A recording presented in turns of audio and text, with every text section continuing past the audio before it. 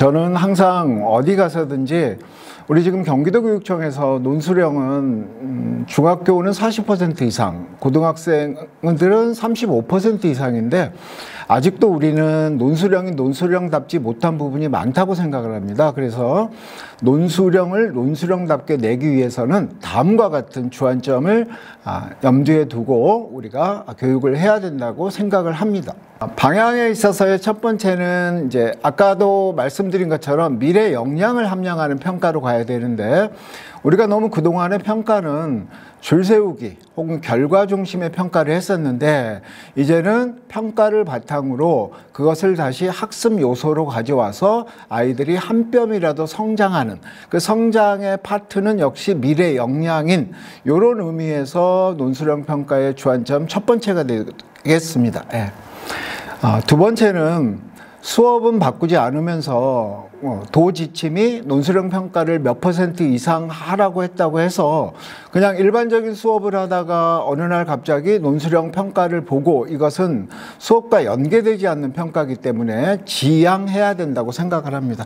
화면에 보이시는 것처럼 우리가 수업 디자인을 할 때 1차시부터 4차시까지 디자인을 해놓고 각 차시마다 성취 기준을 바탕으로 해서 나는 이 성취 기준은 평가 요소를 뭘로 잡고 그 다음에 이것을 논술형으로 가져갈 부분은 어디고 이렇게 방향성을 잡아야 되겠습니다. 당연히 선택형 평가가 그렇듯이 논술형 평가도 성취 기준에 근거한 평가가 되어야 됩니다. 사역과는 사역계답게 국어과는 국어과답게 영어과는 영어과답게 각 과목에서 시행해야 될 성취 기준을 바탕으로 그것을 근거로 하여 평가 문항을 제작해야 합니다.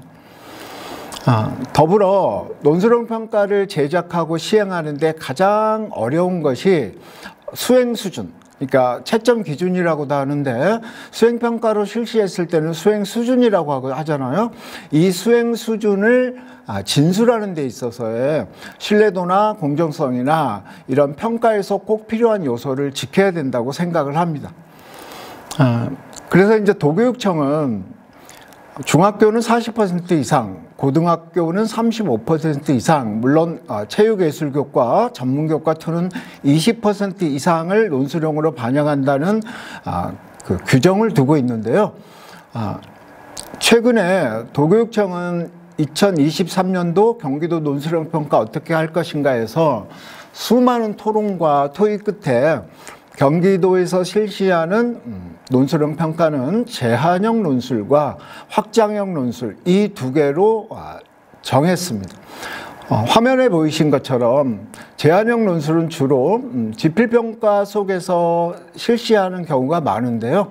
학생들이 반응으로 보여야 될 그런 문장이 답이 한 문장 이상으로 표현될 수 있도록 우리가 문항 출제하는 것을 제한형 논술이라고 하고 그 다음에 생각의 덩어리라고 하는 한 문단 이상의 답을 학생들이 표현해야 되는 문항으로 출제할 경우에는 확장형 논술이라고 서로 구분되겠습니다. 더불어 수업과 평가를 연계하는 논술형 평가라는 점에서 우리가 지필고사를 낼 때도 그렇고 그다음에 교수학습을 디자인할 때도 그렇고 이 순서 단계는 동일한 것 같습니다. 성취기준 분석을 하고 평가계획을 수립하고 교수학습하고 평가를 연계해가지고 피드백하고 마지막 세특에 기록하는 이런 흐름은 논술형 평가도 마찬가지라고 봅니다. 더불어 여러 선생님들께서 지금 연구하고 있는 것 중에 하나가 논술형 평가도 발문이나 그 다음에 문항 구조가 우리가 선택형을 낼 때 다양한 문항 구조를 쓰잖아요. 근데 논술형 평가도 문항 구조가 너무 단순해서 좀 복잡하고 보다 더 생각을 깊이 해서 풀 수 있는 그러니까 문항 구조를 다양하게 해가지고 출제하는 것이 필요하다고 생각합니다. 중학교 1학년 국어의 경우 발문과 조건을 문항 구조로 사용했을 경우에 논술형 출제로 이런 문항 유형이 가능하겠죠. 예를 들어서 발문과 조건과 자료 이 세 가지 구성 요소를 가지고 논술형 평가 문항을 제작할 때는 왼쪽과 같은 구조가 되겠습니다. 그리고 나는 좀 복잡하고 다양한 요소를 넣어야 되겠다 그럴 때는 발문의 자료에 보기의 조건까지 넣어가지고 문항을 제작할 수 있습니다.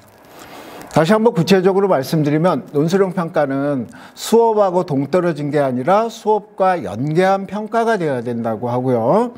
그 다음에 수업과 연계한 논술형 평가를 설계할 때는 물론 우리들이 늘 강조하는 것처럼 학생들을 지식만 측정하느냐, 기능만 측정하느냐, 태도만 측정하느냐 그러지 않고 지식과 기능과 태도를 포괄적으로 설정해가지고 우리 수행평가 속에서 논술형 평가 혹은 독립적인 논술형 평가를 출제하고 시행해야 된다고 생각합니다.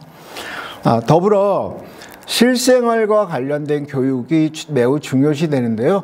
다른 평가도 약간 의미가 있지만 논술형 평가는 학생들이 삶에서 꼭 필요한 능력, 역량 이런 거하고 밀접하기 때문에 평가 설계를 할 때 이런 것을 좀 염두에 두시면 합니다.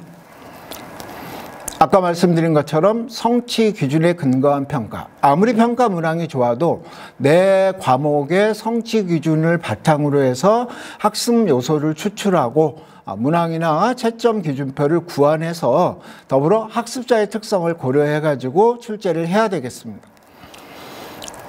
논술형 평가에서 가장 어려운 게 뭐라고 느끼세요, 선생님? 저는 문항 출제도 할 수 있고 다양한 문항 구조도 쓸 수 있는데 민원이 혹시 제기가 되면 출제자인 제가 되게 곤란해질까 봐 채점 기준, 다시 말하면 수행 수준이라고 하는 거에 진술이 가장 어렵더라고요. 그래서 이제 앞으로 우리 선생님들이 저를 포함해서 논술형 평가를 논술형 평가답게 하려면 가장 주의를 기울여야 될 부분이 이 수행 수준 진술인 것 같아요. 화면에 보이는 것처럼 이것은 우리 교사는 전문가잖아요. 평가 전문가. 그래서 전문가로서 내 과목의 성취 기준을 바탕으로 수행 수준이 명확하고 그다음에 어떤 논리적 평가, 논술 평가에 맞는 그런 평가 요소 수행 수준을 개발하는데 같이 이제 전학공 시간 같은 데를 포함해서 같이 공부를 해야겠다고 생각을 합니다. 역시 수행평가나 논술형 평가도 지필고사에 나온 선택형 못지않게끔 신뢰도나 공정성 이걸 잃어버리면 아무리 평가 문항이 좋아도 평가의 어떤 기능을 상실한다고 보겠습니다.